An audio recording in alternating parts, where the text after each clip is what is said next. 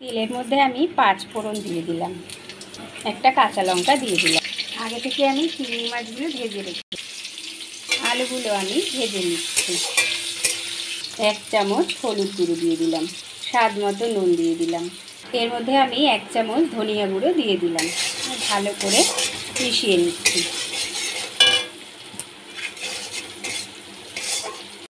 এর মধ্যে আমি মোচাগুলো দিয়ে দিচ্ছি। আগে থেকে মোচাগুলোকে কেটে আমি ধুয়ে রেখেছিলাম।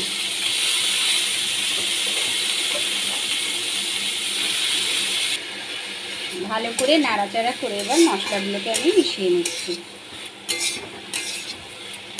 আমি প্রায় 5 মিনিট মতো এখানে কষিয়ে নেব। এর মধ্যে আমি 1 চামচ জিরে পাউডার অ্যাড করলাম।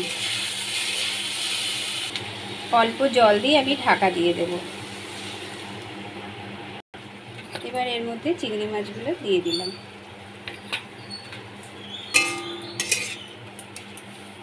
1 চামচ চিনি অ্যাড করলাম, 1 চামচ গরম মশলা দিয়ে দিলাম।